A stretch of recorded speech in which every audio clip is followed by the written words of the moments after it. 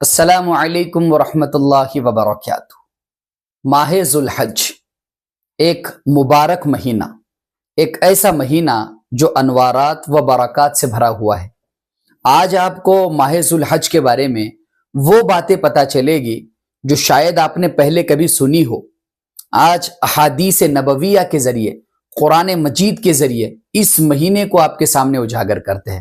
اللہ تبارک و تعالیٰ کے نزدیک اس مہینے سے زیادہ بڑھ کر، اس مہینے میں جو 10 دن ہوتے ہیں وَلَيَالٍ عَشْرٍ، جن کی قسم سورہ فجر میں اللہ تبارک و تعالیٰ نے اٹھائی ہے، کھائی ہے، ان 10 دنوں کے اندر جو عمل کیا جاتا ہے وہ عمل اللہ تبارک و تعالیٰ کو دیگر مہینوں میں جو عمل کیا جاتا ہے، یہ عمل جو ہم نے اس 10 دنوں میں کیا ہے یہ زیادہ پسندیدہ ہے دیگر مہینوں کے عمل کے مقابلے میں۔ کیوں؟ اللہ تبارک و تعالیٰ نے اس کی قسم بھی کھائی۔ اللہ تبارک و تعالیٰ نے اس مہینے میں 2 چیزیں اکٹھا کی ہیں، ایک تو ہے قربانی، دوسرا حج۔ قربانی کا کیا مقام و مرتبہ ہے، وہ اپنی جگہ۔ آج ہم قربانی کو بہت تھوڑا ڈسکس کرنے والے ہیں، لیکن وہ اخیر میں، لیکن پہلے ہم ذو الحج کو ڈسکس کرنے والے ہیں، اور اس کے تعلق سے بخاری میں، مسلم میں جو روایتیں آئی ہے اور دیگر کتب میں جو روایتیں آئی ہے، سنن ابن ماجہ میں ہو، جامع ترمذی میں ہو، جو روایتیں آئی ہے، اللہ اکبر، وہ سوچنے پر مجبور کر دیتی ہے، سوچنے پر مجبور کر دیتی ہے۔ عرفات کے روزے کے بارے میں جو روایت آئی ہے، اللہ اکبر، حضرت عبداللہ ابن عباس رضی اللہ عنہما، بخاری کی روایت ہے، وہ یہ فرماتے ہیں کہ اللہ کے نبی صلی اللہ تعالی علیہ وسلم نے ارشاد فرمایا۔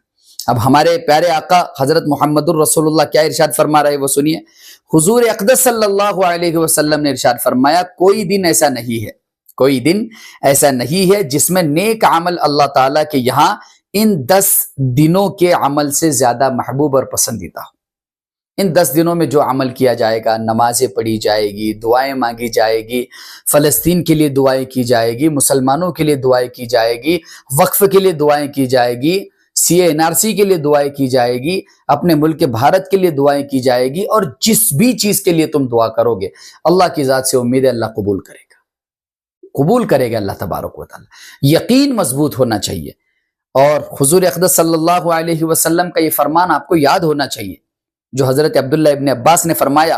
حضور اقدس صلی اللہ علیہ وسلم نے ارشاد فرمایا، کوئی دن ایسا نہیں جس میں نیک عمل اللہ تعالیٰ کے یہاں ان 10 دنوں کے عمل سے زیادہ محبوب اور پسندیدہ ہو، یعنی ان 10 دنوں میں جو کچھ کیا جائے گا وہ بڑا پسندیدہ عمل ہوگا اللہ کی نظروں میں۔ اب اس کے بعد دوسری روایت دیکھیے آپ، طبرانی کی ہے، حضرت عبداللہ ابن عباس رضی اللہ عنہما روایت کرتے ہیں کہ حضور صلی اللہ علیہ وسلم نے فرمایا، اللہ تعالیٰ کے نزدیک عشرہ ذو الحج سے زیادہ عظمت والے دوسرے کوئی دن نہیں ہے، دوسرے کوئی دن نہیں ہے۔ اس مہینے کے جو 10 دن ہیں ان سے زیادہ افضل دوسرے کسی مہینے میں نہیں ہے، لہٰذا تم ان دنوں میں تسبیح، سبحان اللہ، الحمدللہ، اللہ اکبر، تحلیل، تکبیر، تحمید کثرت سے کیا کرو۔ اللہ اکبر، لا الہ الا اللہ، اللہ اکبر وللہ الحمد، یہ بھی آپ پڑھا کیجئے۔ عرفہ کے دن کا روزہ، اب یہ حدیث آپ سن لیجئے، مسلم کی ہے اور بڑی زبردست ہے۔ حضرت قتادہ رضی اللہ عنہ سے روایت ہے کہ حضور صلی اللہ علیہ وسلم نے ارشاد فرمایا، عرفہ کے دن کے روزے کے متعلق میں اللہ سے پختہ امید رکھتا ہوں۔ اللہ کے نبی نے فرمایا، میں اللہ سے پختہ امید رکھتا ہوں عرفہ کے دن کے روزے کے متعلق کہ وہ اس کی وجہ سے، یعنی اللہ تعالیٰ اس روزے کی وجہ سے 1 سال کے پہلے اور 1 سال کے بعد کے گناہوں کو معاف فرما دیں گے۔ 1 سال کے پہلے یعنی سابقہ، اور 1 سال آنے والے سال کے جو کچھ گناہ ہوئے نہیں، ہونے والے ہیں، کیونکہ انسان تو خطا کا پتلا ہے، انسان گناہ کرتا ہی رہتا ہے، اللہ تبارک و تعالیٰ معاف کر دیں گے۔ مذکورہ حدیث سے معلوم ہوا کہ عرفہ کے دن کا ایک روزہ 1 سال اور 1 سال کے بعد کے گناہوں کی معافی کا سبب بنتا ہے، لہٰذا 9 ذی الحجہ کے دن روزہ رکھنے کا اہتمام کریں۔ 9 ذی الحجہ یعنی قربانی سے 1 دن پہلے، جسٹ قربانی سے 1 دن پہلے، عید والے دن روزہ رکھنا حرام ہے. آپ عید الفطر کو بھی روزہ نہیں رکھ سکتے, آپ عید الاضحیٰ کو بھی روزہ نہیں رکھ سکتے. اب بڑھتے آگے, قربانی کا عمل. اب قربانی کے بارے میں بھی میں آپ کو بتا دیتا ہوں. اللہ تبارک و تعالیٰ نے یہ جو قربانی کا عمل ہے یہ تو تمام امتوں پر تھا. حضرت ابراہیم علیہ السلام نے اس کی جو ہے داغ بیل نہیں ڈالی, اس سے پہلے بھی تھی.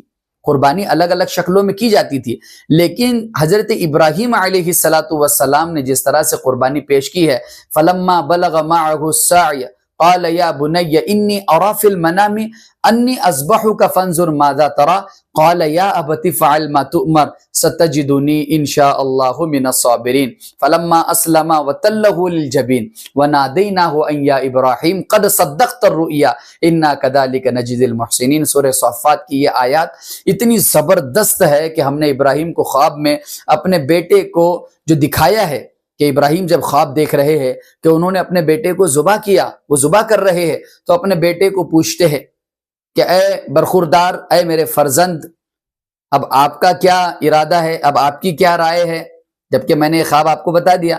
انہوں نے کہا کہ قال یا ابت فعل ما تؤمر, میرے والد آپ کو جو حکم دیا گیا ہے وہ آپ پورا کر دیجیے.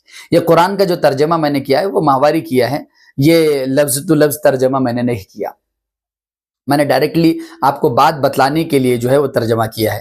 اس میں ماضی مضارع آگے پیچھے ہو رہا ہوگا, لیکن آپ کو بات سمجھ میں آئے اس حساب سے میں نے ترجمہ کیا ہے. تو قال یا ابت فعل ما تؤمر ستجدنی ان شاء اللہ من الصابرین, آپ مجھے صبر کرنے والوں میں سے پاؤ گے, صبر کرنے والوں میں سے. یعنی انہوں نے یہ کہا کہ جتنے لوگ مجھ سے پہلے صبر کر کے جا چکے ہیں آپ مجھے ان میں پاؤ گے. میرے والد محترم, ماشاء اللہ کیا تربیت ہے.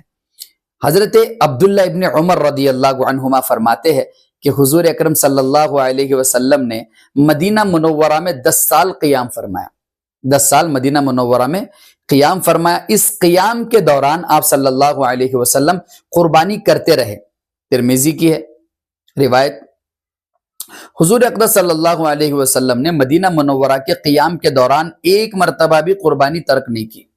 ہم لوگ جو قربانی ترک کر رہے ہیں, مال ہونے کے باوجود جو قربانی ترک کر رہے ہیں, وہ دیکھے کہ اللہ کے نبی نے کیا فرمایا. من وجد ساعتن, وہ جو حدیث ہے آخر میں اس کے الفاظ فلا یحضر مصلانا, جو قربانی کی استطاعت رکھتا ہو اس کے باوجود بھی وہ قربانی نہ کرے تو ایسا شخص ہمارے مصلی کے قریب نہ آئے, عیدگاہ نہ آئے. وہی روایت آپ کے سامنے پڑھنے جا رہا ہوں. حضرت عبداللہ بن عباس رضی اللہ عنہما سے روایت ہے کہ حضور اقدس صلی اللہ علیہ وسلم نے ارشاد فرمایا, یہ دوسری حدیث ہے, کسی کام میں مال خرچ کیا جائے تو وہ عید الاضحیٰ کے دن قربانی میں خرچ کیا جانے والا مال سب سے زیادہ فضیلت رکھتا ہے. کسی کام میں خرچ کیا جانے والا مال تو وہ عید الاضحیٰ کے دن قربانی میں خرچ کیے جانے والے مال سے زیادہ فضیلت نہیں رکھتا. یعنی سب سے زیادہ فضیلت کس میں رکھتا ہے؟ قربانی کے. اگر آپ قربانی کرتے ہو تو یہ مال سب سے زیادہ فضیلت والا ہے. یہ مال کیا ہے؟ سب سے زیادہ فضیلت والا ہے. اور وہ جو روایت میں نے آپ کے سامنے پیش کی کہ وہ شخص جو طاقت رکھنے کے باوجود, پیسہ ہونے کے باوجود اگر قربانی نہیں کرتا تو یاد رکھو اللہ تبارک و تعالیٰ کے پیارے پیغمبر محمد مصطفیٰ احمد مجتبہ سرکار دو عالم سید الانبیاء والبشر محمد الرسول اللہ صلی اللہ تعالی علیہ وسلم ارشاد فرماتے, ایسا شخص ہماری عیدگاہ نہ آئے. اب قربانی کے متعلق چند چیزیں سن لیجیے. قربانی کا عمل چونکہ ایک بہت بڑا عمل ہے اور ذی الحج کی فضیلت ہم بیان کر رہے تھے, تو آپ ہر روز رات میں یہ 10 راتیں جب تک گزرتی نہیں ہیں دعائیں مانگے, نمازیں پڑھے کثرت سے, تکبیر, تحلیل, تحمید, اللہ تعالیٰ کی حمد سے آپ کی زبان جو ہے وہ رطب ہونی چاہیے. بارہا آپ ذکر کیجئے اللہ تبارک و تعالیٰ کا. اب بڑھتے آگے, قربانی کے موقع پر ہمیں یہ کوشش کرنی چاہیے کہ ہم اپنے جانور کو دیکھ رہے ہو. مستدرک للحاکم کی ایک روایت ہے, حضرت سیدہ فاطمۃ الزہرا رضی اللہ عنہا سے اللہ کے نبی نے فرمایا, فاطمہ یہ قربانی کا جانور ہے, اسے دیکھو.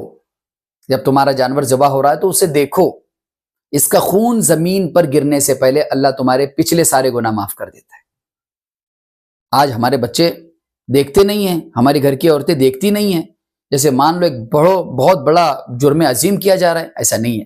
یہ جانور اللہ کے راستے میں ذبح کیا جا رہا ہے، اس کو دیکھنے سے یہ ہوگا کہ ہم میں یہ عادت ہو جائے گی کہ اللہ کے راستے میں بارہا خرچ کرنا ہے.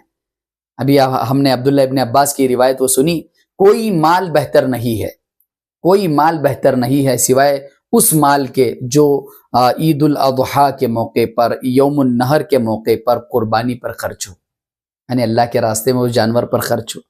قیامت کے دن یہ قربانی دینے والا جانور کے کھوروں کے ساتھ اور اسی طرح اس کے سینگوں کے ساتھ لایا جائے گا. اس جانور کے خون زمین پر گرنے سے پہلے وہ اللہ رب العزت کے پاس مقبولیت کا شرف حاصل کر چکا ہوگا وہ جانور. اس سے بڑی چیز اور کیا چاہیے؟ بس ہمیں ایک چیز کرنی ہے، وہ یہ کہ آپ اس چیز کو سنیں، آپ اس چیز پر عمل کریں اور اس چیز کو اپنے دوستوں تک شیئر کیجیے تاکہ وہ بھی نیک عمل کرنے والے بنے، تاکہ وہ بھی سرگرم عمل رہے نیکی کے کاموں میں، اچھائی کے کاموں میں. وَتَعَاوَنُوا عَلَى الْبِرِّ وَالتَّقْوَى، نیکی کے کاموں میں ایک دوسرے کی مدد کیا کرو. وَلَا تَعَاوَنُوا عَلَى الْإِثْمِ وَالْعُدْوَانِ، گناہوں کے کاموں میں ایک دوسرے کی مدد ہرگز نہ کیا کرو. یہ قرآن مجید آپ سے کہتا ہے. اور سب سے بڑا بہتر آدمی کون ہے؟ اللہ کے نبی نے فرمایا التائب من الذنب کمن لا ذنب لہ، گناہوں سے توبہ کرنے والا شخص ایسا ہے جیسے اس نے گناہ کیا ہی نہیں. یہ 10 راتیں اللہ کے بندوں، یہ 10 راتیں نہ بھولنا، بڑی قیمتی راتیں. میری بہنوں، پردہ نشین بہنوں اور ماؤں، ان 10 راتوں کے اندر خوب عبادت کرو، ان 10 راتوں میں خوب اللہ کو یاد کرو، ان 10 راتوں میں اتنی نیکیاں کرو کہ آپ جو ہے خود سے یہ کہہ بیٹھو کہ تو نے ان 10 راتوں میں بہت عبادت کی، تو نے ان 10 راتوں میں بہت مانگا. خود کو بچھا دو ان 10 راتوں کے اندر، خود کو آپ مصلی پر چھوک دو. ان 10 راتوں کے اندر رو، گڑ گڑاؤ، چینا نہ رکھنا اپنے دل میں، بغض نہ رکھنا اپنے دل میں. کسی کے جانور کو دیکھ کر جلنا نہیں ہے، کسی کی قربانی کو دیکھ کر حسد نہیں لانا کہ اس کا جانور اتنا بڑا، میرا جانور چھوٹا کیوں. یہ کم ظرف لوگوں کی علامت ہے.